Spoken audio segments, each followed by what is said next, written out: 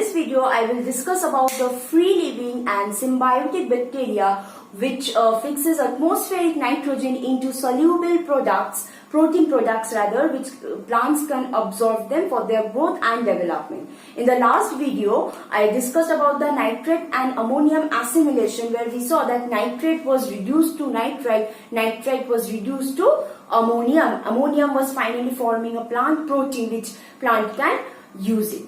Now, in this video, we will talk about the free-living bacteria, nitrogen fixing bacteria, obviously nitrogen fixing, and we have symbiotic bacteria, nitrogen fixing, symbiotic nitrogen fixing bacteria. Now, for free-living bacteria, the examples are, like few examples are Thiobacillus, you have Azotobacter, you have Klebsiella,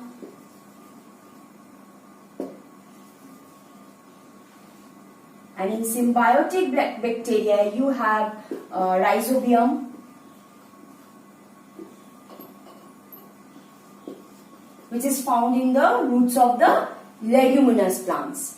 You have lichens, which is associated with fungi. So these are few examples of bacteria.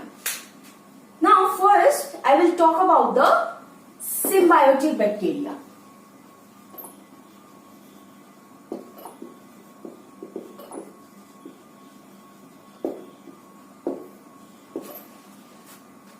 In symbiotic bacteria, this bacteria needs to reach at the tip of the roots of the plant. So the first step is the interaction between the bacteria and the roots. So interaction between bacteria and the roots of the plants. This happens when bacteria reaches the tip of the root. This happens when bacteria reaches tips of the root.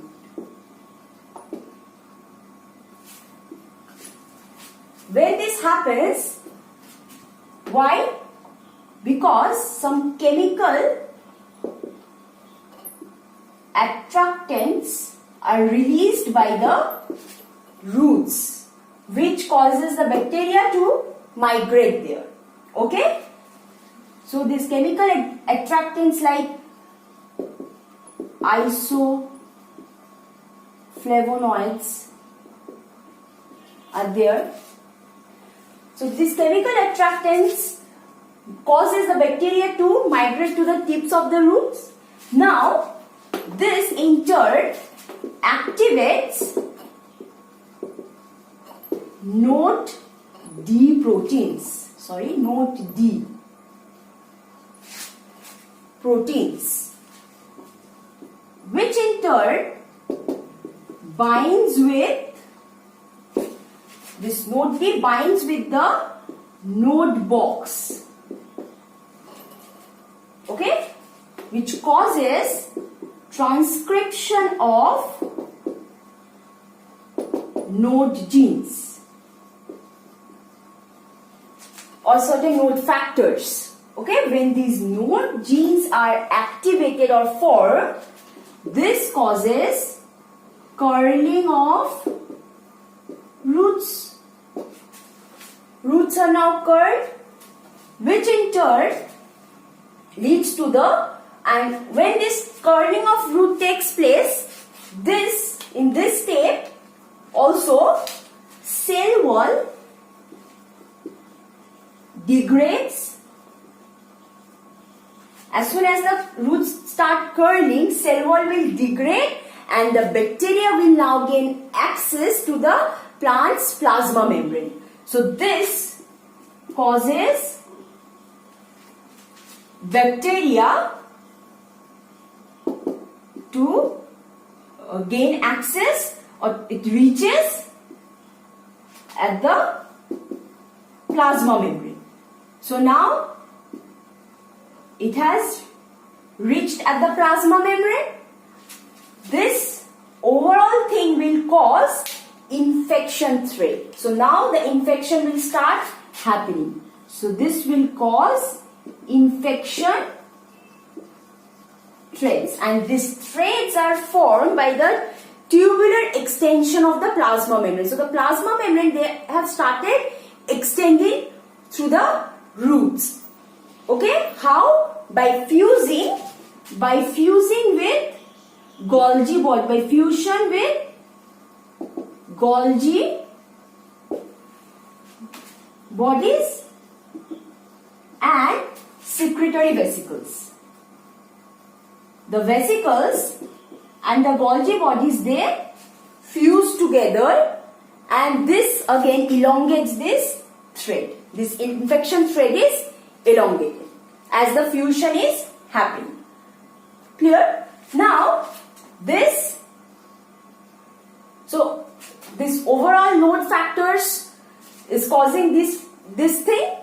This in turn will cause the this will enter into the roots. Finally it will reach at the root cortex. So after reaching at the root cortex near xylem area, the cells will start differentiating and they will start dividing. So cells start dividing and differentiating, and this will form an area.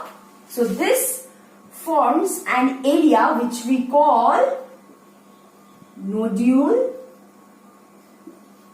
primordium, or node primordium rather. Node primordium. And from here nodes will arise. With this, nodules or nodes will arise.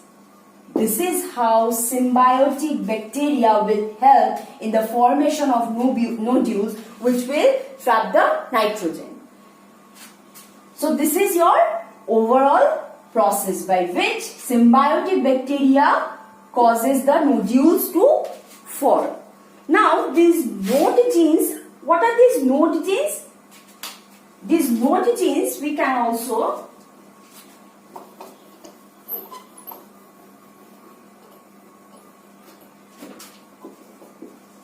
node genes can be of common node genes, or it can be host specific.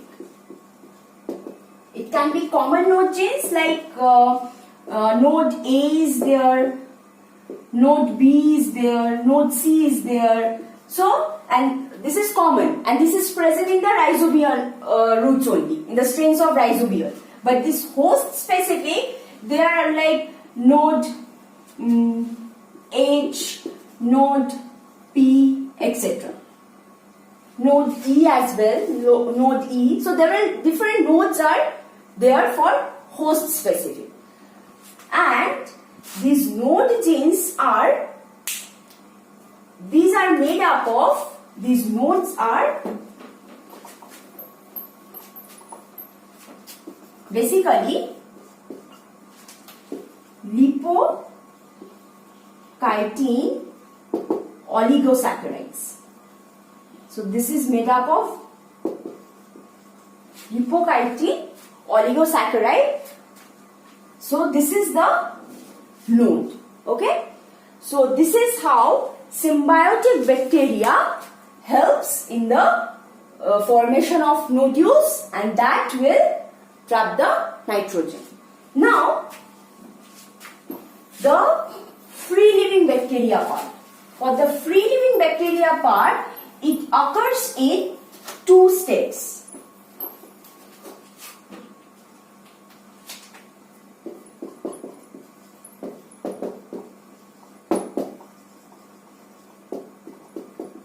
for free living bacteria, first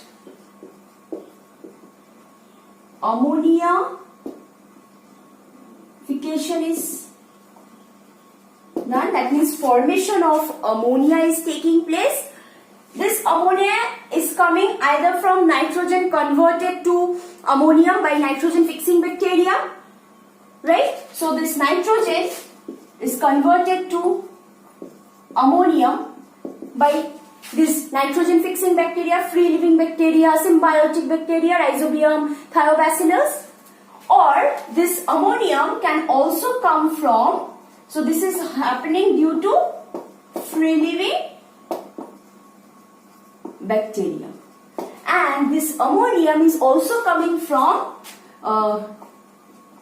decay organic matter.